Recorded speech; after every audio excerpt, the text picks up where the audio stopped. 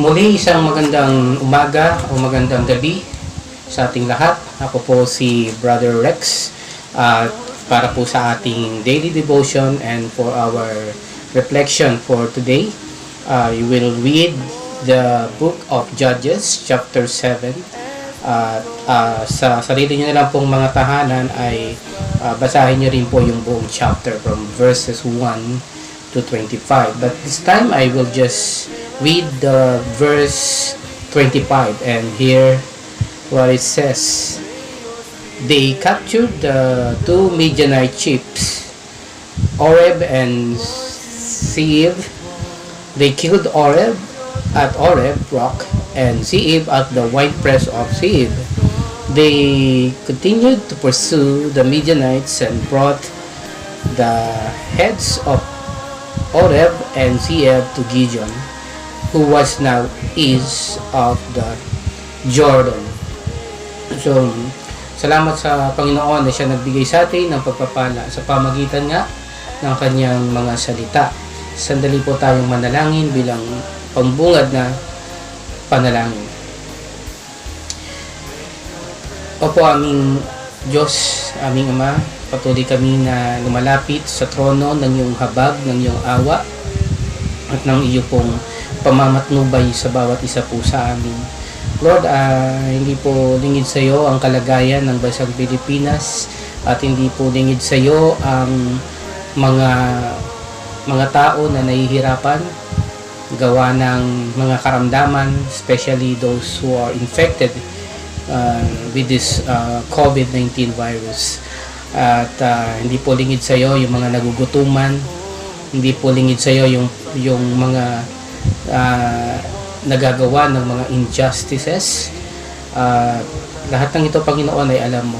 Kaya po, salamat dahil meron kaming Diyos na makapangyarihan sa lahat at higit sa lahat ay Diyos Ama na mapagmahal na siyang maaari naming lapitan at patuloy na hingan ng tulong at ng iyo pong mga pabor ng pag-iingat at pagpapala sa bawat isa. We thank you, Lord Jesus, sa iyo pong gagawing pagpapalakas sa aming pong pananampalataya sa iyo. Sa ngalan ni Jesus. Amen. Amen. Now, I think dalawang o pangatlo na to na chapters tayo dito sa book of Judges. At kung gusto nyo masundan ay ililink ko na lang sa description yung mga previous nakaraan nating mga devotion tungkol nga dito sa book of Judges. I think from chapter 1, no, meron tayong reflections dyan. At ngayon nga po ay nandito na po tayo sa chapter 7. At dito nga po ay nilagyan ko to ng pamagat ang ating pong daily devotion ay The Victor of God. Paano ba tayo patuloy na magiging mapagtagumpay ng Diyos, no? Bilang mga nagtitiwala sa Diyos. Gagamitin po natin ang salitang Victor to help us easily to remember ang ating pong mga pointers of our reflections sa araw na ito. So, yun nga po, ating binasa kanina, yung huling verse dito po sa chapter 7.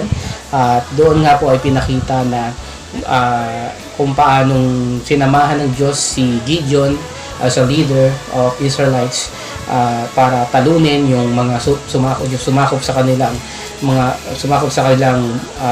bayan o bansa ng mga Midianites.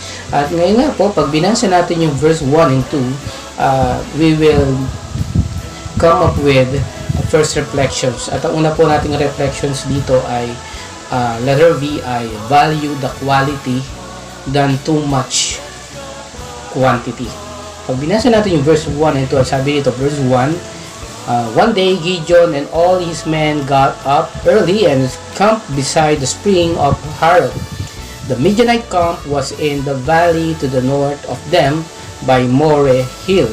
Now, in verse 2 it says, the Lord said to Gideon, the men you have are too many for me to give them victory over the Midianites. They might think that they had won by themselves. So give me no credit. So, Dito ay una nating reflections nga ay value the quality than too much of quantity. At kung nga po, kung babasahin nga natin yan at ating pang i-observe ay yun nga no, nung nagkakampo na or naghahanda na sa labanan ang Midianites at ang Israelites, sa verse 2 sabi ni Lord kay Gideon, yung iyong mga tauhan ay masyadong marami para bigyan, no, to give for me to give them victory, no. So dito makikita natin dito na sabi rin ng Lord ay baka isipin ng mga ninyo o ng mga tao mo na yung nanalo kayo dahil sa dami ninyo, diba? So dito mayroong wisdom na minsan hindi natin kailangan ng sobrang dami in terms of quantity nga, no. Ang kailangan natin dito ay yung mga quality, yung mga talagang qualified to do the battle or to do a certain thing or certain task na kailangan gawin. At minsan nga, no, ay pwede pa itong maging temptation na angkinin ng tao yung credit or yung glory instead of God. So dito may kita nga natin that we should value quality than too much of quantity. At ayun nga ay kung minsan yung simplicity is more than enough para pagtagumpayin tayo ng Diyos, na kung saan ay doon natin mas nakikita yung talagang tulong ng Panginoon. So dito kailangan natin na tignan to, no, na i-value natin yung makita natin ano yung quality sa nakikita natin na para bang konti lang na meron tayo. So, diba, kapag parang tingin natin konti lang yung meron tayo, pwede natin yung tignan na kailangan mas pahalagahan natin yung konti. At ayun ay mas ingatan pa natin at palaguin pa natin, diba? So, maalala nyo nga, diba, si King David, nung lalabanan niya si Goliath, pinagsusuot siya ni King Saul ng mga yung mga kagamitan at damit pandigma. Diba, nabibigatan siya nabibigatan ng kumbaga hindi kinuha ni King David yan, no. So kay King David nakita niyo kanyang simplicity, no. Siya ay nag-reduce siya, tinanggal niya, siguro hindi siya comfortable sa ganung okay na sa kanya yung wala siyang mga sibat, panangga, yung mga nilalagay sa katawan nila na mga bakal-bakal, diba? So so para mas magiging magaan, diba, kung wala masyadong ang dami mong binibilang or ginagawa na kailangan mga gawin, diba? So dito ay nakikita natin na the Lord value quality than too much of quantity. Now sa ating susunod na verse ay makikita natin dito na ano ba ang mas importante, diba yung quality. Dito sa verse 3 makikita natin isang character ng pagiging quality as a warrior, and that is braveness. So number 2 nating reflections is we should insist braveness to face the war. Pag verse 3, pagbabasahin natin ng verse 3, sabi, announce the people, anyone who is afraid should go back home, and we will stay here at Mount Gilead. So 22,000 went back, but 10,000 stayed. So dito nakita na eliminate yung process of elimination, diba? Na sometimes we should consider that process, no? Kaya minsan kailangan natin talagang para mas gumaan at maging effective yung ating gagawin sa araw-araw o anumang pakikibigdigma natin sa araw-araw, ay minsan kailangan nating undergo ng process of elimination. Alisin natin yung mga nagpapabigat sa atin. At yun nga, kung hindi naman talaga sila ready yung iba, ay wag na nating isama, di ba? Kumbaga gera to, di ba? Bigyan natin ng alamin natin ano ba ang dapat lang talagang nandoon o sino lang mga dapat nandoon. At dito nga, through this process ay nakita natin dyan, no, na talagang tinanong, announce to the people, anyone who is afraid, should go back. So binigyan ng chance. So lahat ng natatakot, no, ay maaari nang umuwi sa kanilang mga bahay, sa kanilang mga tahanan, no. So parang dito kasi kailangan talaga dito ng wholehearted na pagbibigay mo o dedicate mo ng yung panahon, ng yung oras as a warrior. So maganda na kung tayo ay patuloy nga, no, na lalapit sa Diyos, ay patuloy nating hilingin na kanyang tulong na tayo ay lumapit sa kanya ng merong buong kalooban, buong puso, buong pagpapakumbaba at pagtitiwala na tayo ay dumudulog sa kanya sa larangan nga ng panalangin. And we as frontliners in spiritual context, we are a warrior, as a warrior in spiritual kingdom. So tayo ay mga warriors ng Panginoon, mga prayer warrior niya, no? So dito ay kailangan natin dito na ng tibay ng loob, ng of course sa tulong ng Panginoon yan. Kailangan dito ay we should insist braveness to face the war. And sabihin lang dito ay pwede natin idagdag dito yung braveness in a sense to face the war, in a sense na wholehearted yung ating isip, yung ating puso sa ating gagawing mga panalangin. Okay? And then let's have the third point is concentrate on sharpness as a warrior. Pag binasa natin yung verses 4 to 6, sabi diyan, then the Lord, balik muna tayo sa verse 3 na may hindi pa ako na-mention dyan. So dito, pag binasa nyo yung verse 3, so may mga, dahil nga may mga, yung mga natakot, umuwi. At alam niyo, yung bilang ng mga natakot ay 22,000 ang nagsiuwian at may natirang 10,000. Naabutan na tayo sa verse 4. Sabi dyan, then the Lord said to Gideon, you still have too many. So nadadamihan pa rin, no?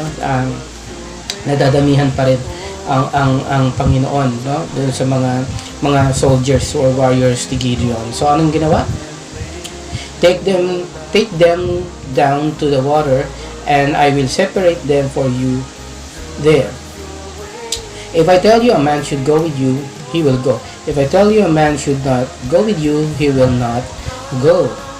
And verse 5, Gideon took the men down to the water, and the Lord said to him, separate everyone who laps up the water with his tongue like a dog, from everyone who gets down on his knees to drink. Alright, so verse 6, there are 300 men who scoop up water in their hands and lap it, and all the others get down on their knees to drink. Alright, so dito makikita natin dito, no, yung ating third point is concentrate on sharpness as a warrior. So dito nabawasan pa yung 10,000, di ba? At makikita natin diyan ang natira sa kanila ay 300. So ano yung naging parang process of elimination uli na ginawa? So dinetermine dito nila ni Gideon sa tulong ng Panginoon, ni Yahweh, kung ano yung mga matitira pa na talagang qualified as a warrior ay yung kung sino mang uminom, no, na para bang dog, aso, ay sila yung matitira, at yung uminom na yung nakaluhod, no, sila yung ma-eliminate. So anong wisdom dito? So dito may kita natin na naman kapag tayo kasi as a warrior, may kita mo yung pahandaan na parang pag ikaw ay uminom na parang aso. So anytime pag may dumating na kalaban, you can, pwedeng hawak mo pa rin yung armas mo, diba? Habang umiinom ka dun sa maybe isa yung ilog na iniinuman nila. So yun. So makikita mo yung nandun yung sharpness as a warrior. Unlike sa mga lumuhod pa para lang makainom, andoon yung yung parang merong pagkukulang sila doon, no, na hindi sila ganun ka-sharp, hindi sila ganun ka-active, hindi sila ganun ka-concentrated doon sa kanilang pagbabantay as a warrior. So dito kinakailangan as a Christian or as a prayer warriors ay kinakailangan na tayo ay concentrated, focus, and there's sharpness sa ating pong mga ginagawang mga pananalangin at mga spiritual na pagpapalakas at pakikipag-ugnayan sa Diyos. So, ayun nga, nakikita natin dyan na kailangan ng sharpness, no? O pagiging wise, pagiging, alam mo na ibig natin sabihin dyan, no? Na pagiging talagang focus as a warrior. And then, punta na po tayo sa verses 7 to 15. Basahin po natin. The Lord said to Gideon, I will rescue you and give you victory over the Midianites with 300 men who lapped the water. So yun, tell everyone else to go home. So yun nga yung mga natira, yung 300 men na uminom sa pamagitan lang ng kanilang yun nga, no, yung parang aso, no, ang kanilang naging way ng pag-inom. So verse 8, sabi diyan, so Gideon sent all the Israelites home except the 300 who kept all the supplies and trumpets. And the Midianite camp was below them in the valley. That night the Lord commanded Gideon, get up. Alright, so ano ba tayo? So verse 15. So Gideon sent all the Israelites home except 300 who kept all the supplies and trumpets. The Midianite camp below them in the valley. That night, the Lord commanded Gideon, verse 9, get up and attack the camp. I am giving you victory over it. Verse 10, but if you are afraid to attack, go down to the camp with your servant Purah.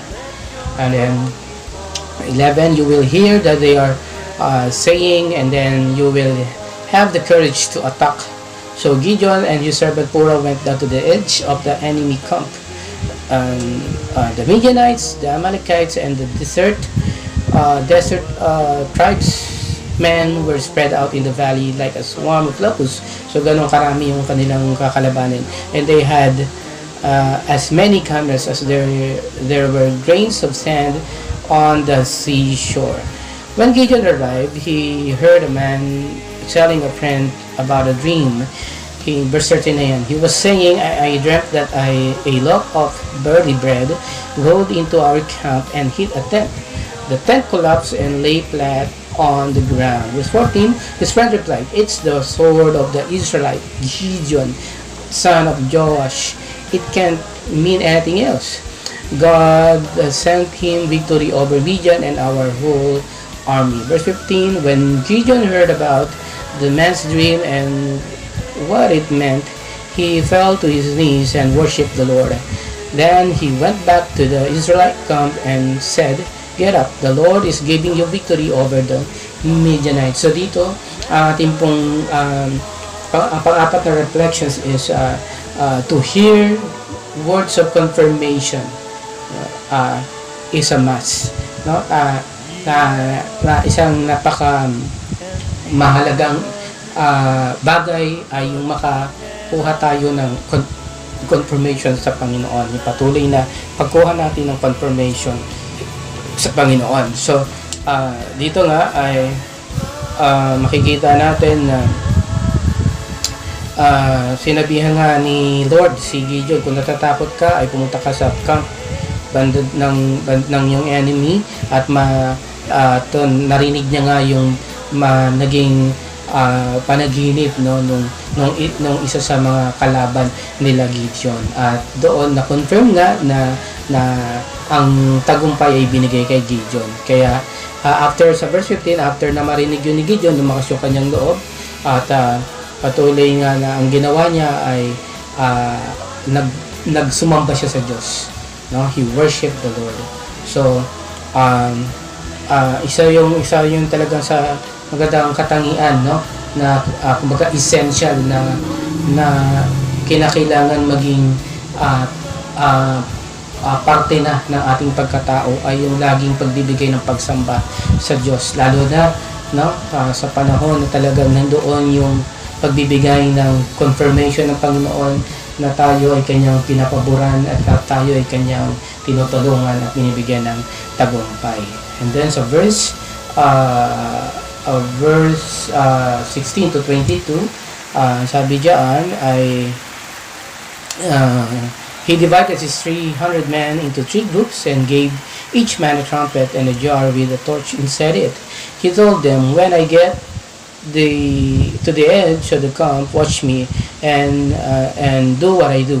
When my group and I blow our trumpets, then you blow yours. All ran the camp and shout for the Lord and for Gideon. And then Gideon and his 100 men came to the edge of the camp, and a short while before midnight, just after the God had been changed. Then they blew the trumpets and broke the jars they were holding. And the other 2 groups did the same. They all held the torches in their left hands, the trumpets in their right, and shouted, a sword for the Lord and for Gideon. Verse 21, every man stood in his place round the camp, and the whole enemy army ran away yelling. And then verse 22, while Gideon's men were blowing their trumpets, the Lord made the enemy troops attack each other with their swords. They ran towards Sarepta as far as Beth Sida, as far as the town of Abel Meholah near Tabat. So dito may kita natin, no, na yung significance of ordered noise and shout of God's victory, no? So dito ay yung ating pang 5 point natin, no, ay yung ordered noise and shout of God's victory. So dito ang kanilang strategy ay meron silang buksan sa torch at sa kanilang hawak na trumpets ay ang command sa kanila ay once na patunog na ng trumpet ay yung iba rin na kasama nila ay kailangan yung patunugin. At ang naging result nga nun ay yung kanilang mga kalaban sa verse 22 ay ang ginawa ay while Gideon's men were blowing their trumpets, ang ginawa ng Panginoon, the Lord made the enemy troops attack each other. So ang nangyari diyan, so imagine yung kalaban nila, napakarami, like a locust nga raw, yung bulto ng mga locust, no, o balang, ganun karami. So pero sa tulong ng Panginoon, ang naglaban-laban, no, ay yung mismong mga kalaban nila. So naging madali compare mo sa sila 300 lang, pero sa tulong ng Panginoon ay naging madali yung kanilang laban, di ba? Dahil ang pumatay sa kanilang kalaban ay yung sarili din nilang yung mga kalaban din nila ang pumatay sa sarili nila, no? So dito yung mga Midianites din ang pumatay sa kanilang sariling lahing Midianites, no? So dito makikita natin yung significance ng noise and shout for God's victory. Yeah? So meron talagang relevant yung ganyang gesture. 'Di ba sa Wall of Jericho, 'di ba? Ganun din naman ang ginawa, no? They blow the trumpet, they blew the trumpet, and then they shout, and then the Wall of Jericho fall, bumaksak yung Wall of Jericho. Ito the same thing, no? Ang nangyari dito naman ay yun nga, no? Siguro nga baka na kasama na rin doon, no, yung talagang matakot talaga yung mga kalaban, no, at nalito na dahil siguro kaya galing mga ingay na yun or blow na yun ng trumpets na yun, diba? Probably pwedeng ganon, no? So nag-cause ng confusion sa mga Midianites.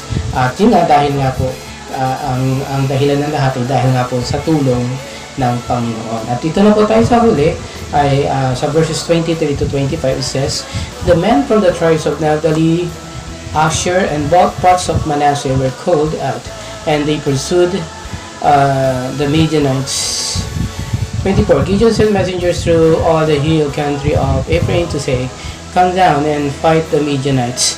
All the river Jordan and the streams as far as Beth Barah, to keep the Midianites from crossing them.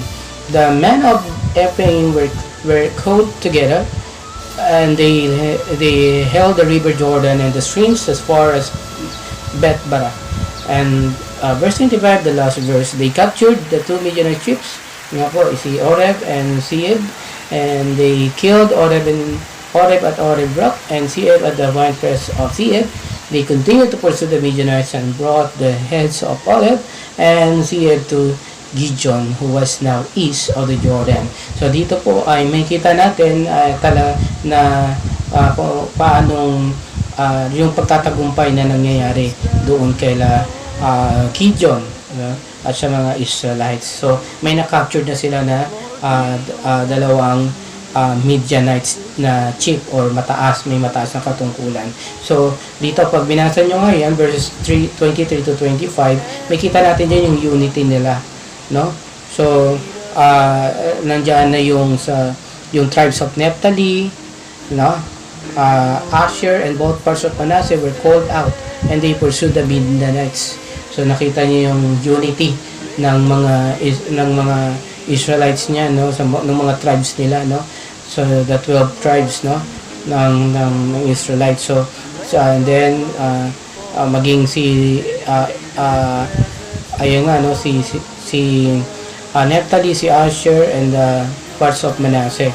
So doon nakipag tulungan, no, ang dalawang tribes na yan. So may kita natin diyan, ang huling point natin ay yung reunited effort. We should have the reunited effort, no? So pag binalikan nga natin yung mga previous chapter nito sa 5 sa 6 ay during the time na sila ay nasa slavery pa, di ba? So masasabi natin na hindi sila gano'n ka-intact. Bakit? They are hopeless, di ba? Sila ay nasa kawalang pag-asa. They are hopeless. At ayun nga, no, yung tinanggal na nga ni Gideon yung tinayo nila ng ilan nilang mga kasamahan na rebulto o ng mga Amorites, na si Baal at si Baal, no, at yung iba pang mga ginodiyos ng kanilang mga kalaban na sumakop sa kanila. Diba, meron pa nga sila dong mga kalahi na kinwestiyon pa yung ganung ginawa. So that time hindi sila united, diba? Pero dahil nga tinulungan na sila na unti-unting makabangon, tinulungan sila ng Panginoon, they were reunited. So nagkaroon sila ng reunited effort na magtulungan para digmain o to stand on the war and to face the battle, no? Para patuloy nilang magawa ang kalooban ng Panginoon. So yun po, yun pong God's word for today. The victor of God value the quality than too much of quantity, insist braveness to face the war, concentrate on sharpness as a warrior, and to hear the words of confirmation or affirmation is a must. Ordered noise and shout of God's victory, and then reunited effort. Typing mo na lang, Panginoon, aming Diyos, Ama sa langit, kami ay patuloy na nagbabalik lagi, kumikilala ng patuloy na pagbibigay sa iyo ng pagpapasalamat, pagpupuri, pagdakila, sapagkat ikaw ay Diyos na banal, dakila at makapangyarihan sa lahat. And nothing is too difficult with you. Nothing is too impossible with you, O God. That's why, Lord, we just continue to trust in you. And Lord, let our hearts, O God, ay patuloy lang, Panginoon, na maging focus sa iyo. And our prayer ay hindi na kami lumayo sa iyong kalooban sa aming pong buhay sa araw-araw. I just speak blessings for the whole country, Lord. Continue, salamat sa patuloy na mga pag-iingat mo sa bansang Pilipinas, the government po, ano pong president. Salamat sa iyo pong wisdom na binibigay kay President Duterte and the rest of his cabinet members, especially the DOH, Thank you for the researchers, sa mga nag-aaral for the vaccine. Salamat dahil naniniwala kami na sa patuloy na pagsunod sa iyong kalooban. We hope that you will give us your favor, that this pandemic, Lord, will wipe out, Lord, na iyo po aalisin na sa tulong ng iyong habag po sa amin at awa.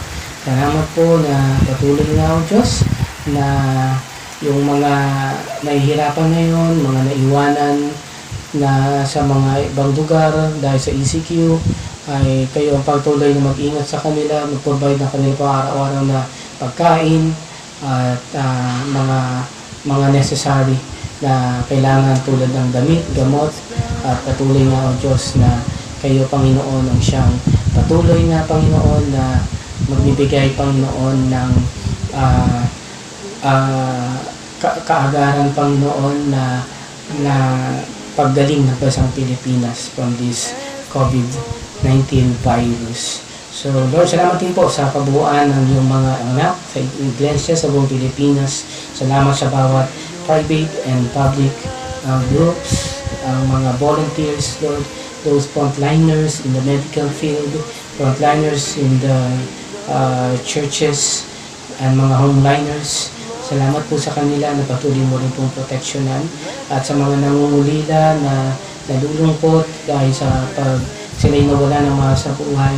Continue to give them the comfort, the peace of mind, and the strength that comes from you, na mapagtatagumpayan din po nila ang pagsubok na itong dumating sa kanilang buhay. Lord, salamat po at patuloy nga, O Diyos, na patuloy mong patitibayin ang bansang Pilipinas, higit sa lahat sa pagkakaisa, na kumilala po sa iyo, lumapit sa iyo, dumulog sa iyo, manalangin sa iyo, especially the body of Christ, na patuloy mong kinikilos, patuloy mong pinapalakas, at unified, Lord, in one goal and purpose, and that is to ask your favor, to ask your mercy and your answer to our plead, to our prayers, Lord. Again, we thank you, and this we pray in Jesus' name. Amen.